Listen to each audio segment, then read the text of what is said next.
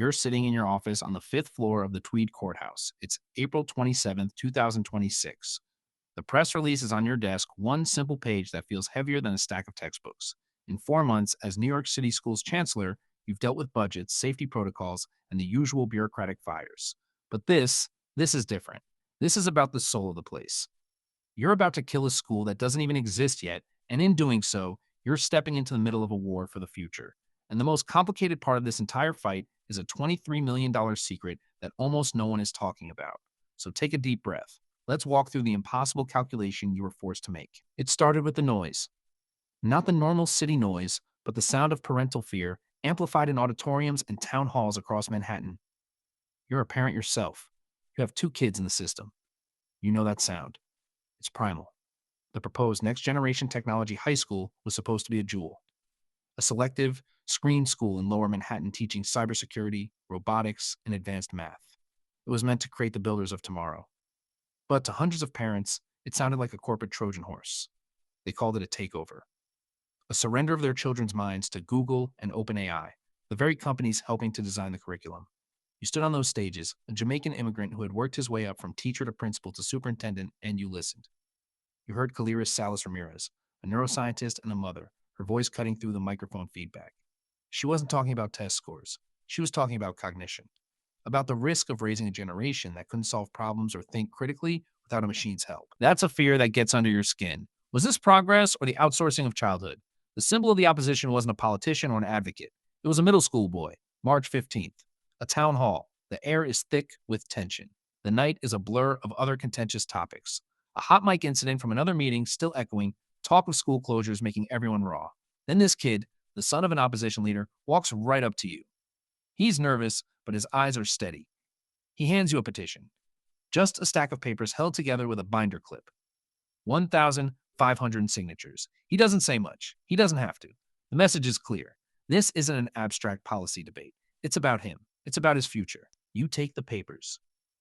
You look from the boy's face to the crowd of parents behind him. In that moment, you see the first part of the equation. This isn't just about one school. It's about trust. And you, the new chancellor, had inherited a system with a deep, deep trust deficit. You knew you couldn't just push this through. Listening wasn't a strategy. It was the only path forward. As you told a reporter later, I want to be a chancellor who listens and engages. And the community was speaking loud and clear. But that's not the whole story, is it? The parents' fear, as real as it was, wasn't born in a vacuum. It was a response to the second, more powerful force in this equation, the quiet, immense gravity of big tech. This wasn't just an idea from an educator. The next gen school was the brainchild of Manhattan High School Superintendent Gary Bedelman. And where did he get this grand vision? A summer fellowship in 2024 with Google. That one fact became the heart of the opposition's narrative. This wasn't a school, they argued. It was a pilot program for corporate influence, a laboratory where Google and OpenAI could beta test their vision for education on New York City's children. They worried about data privacy, about biometric information from literacy programs, about a curriculum shaped by shareholder interests instead of pedagogical science. They saw the school's proposed home at 26 Broadway, replacing the Urban Assembly School of Business for young women, as a physical symbol of this corporate conquest. Out with a school for young women in business, in with a school for Silicon Valley. The optics were terrible. You knew it. If you're finding this story resonates with the impossible choices leaders have to make, hit subscribe. We explore these complex challenges every week, and the most surprising piece is coming right up. So you had parental outrage on one side and corporate ambition on the other, a classic, almost simple conflict. You're a veteran of these fights. As a superintendent, you navigated complex school mergers. You know how to mediate, how to find a compromise. You could have found a way. Maybe delay it, form a committee, re-engage the community. But then you looked at the third piece of the puzzle.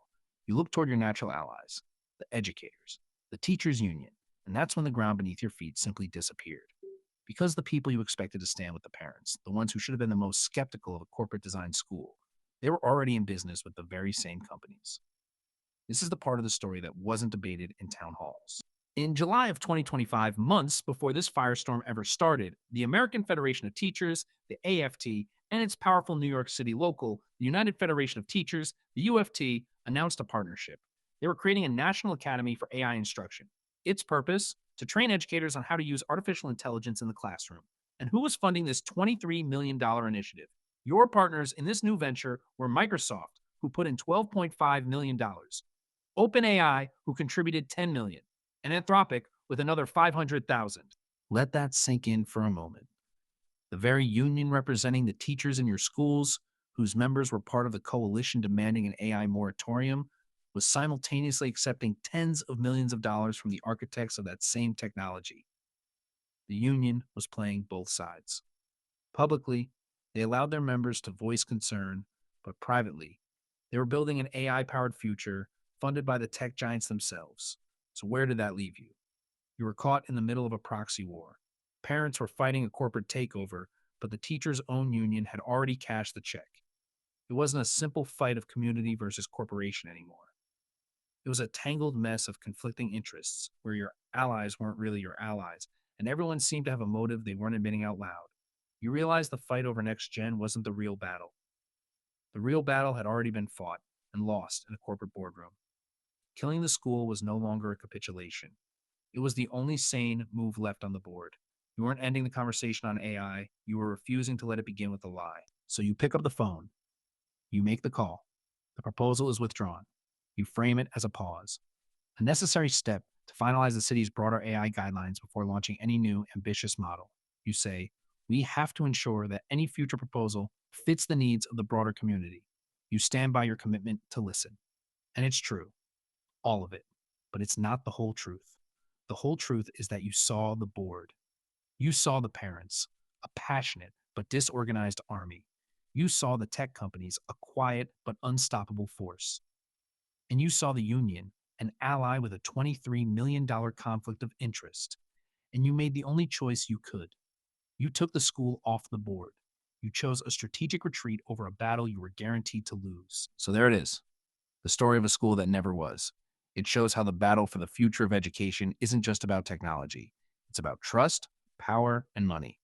It's a story where the lines between friend and foe are blurrier than anyone wants to admit. Your decision on April 27th wasn't just about one building in Lower Manhattan. It was about drawing a line, however temporary, and saying that our children's futures cannot be a backroom deal. If you found value in understanding this impossible choice, share this with someone who cares about our schools and subscribe so you don't miss what comes next.